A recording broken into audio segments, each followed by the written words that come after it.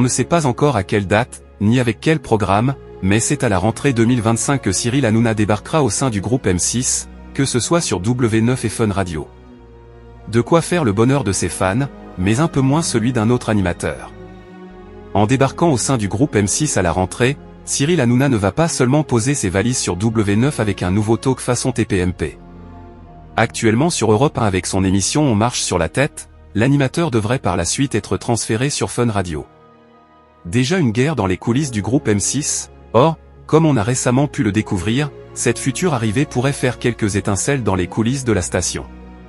En cause, il est en froid avec un autre animateur emblématique de la radio, à savoir Bruno Guillon.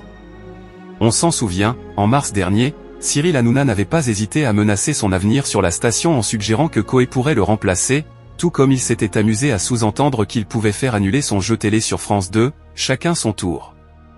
Faut pas qu'il oublie un truc, Bruno Guillon. Je suis actionnaire de la boîte qui produit son jeu sur France 2, avait-il notamment déclaré. Des propos qui avaient logiquement scandalisé le milieu et obligé le groupe M6 à défendre son employé contre son futur employé. Bruno Guillon ne pardonne pas Cyril Hanouna.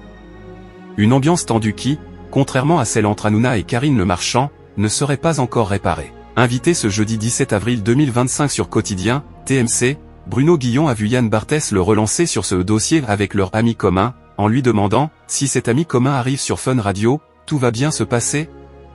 Réponse de l'intéressé. « Écoutez, on est en train de faire de la radio tous les deux.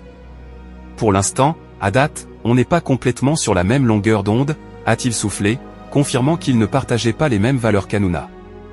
On va finir cette saison et puis on verra bien. Preuve qu'il n'est pas vraiment dans une optique de tourner la page en acceptant d'oublier toutes les critiques dont il a pu faire l'objet dans TPMP, Bruno Guillon a par la suite ajouté « Je n'ai pas encore complètement le syndrome de Stockholm de tomber amoureux de la personne qui m'a craché dessus pendant 10 ans. » Par ailleurs, alors que le groupe M6 aurait décidé d'imposer des règles strictes à Hanouna afin d'éviter tout débordement sur son prochain plateau, Bruno Guillon lui a envoyé une petite pique en rappelant qu'il était lui-même protégé par leur propre patron. Vous savez, quand on fait les audiences que je fais le matin en radio, en général ça aide à s'entendre bien avec son employeur, a-t-il insisté. Autrement dit, contrairement à ce qui se passait du côté du groupe Canal+, Hanouna n'aura pas les pleins pouvoirs et ne pourra pas faire la pluie et le beau temps dans les coulisses, réduisant à néant ses menaces.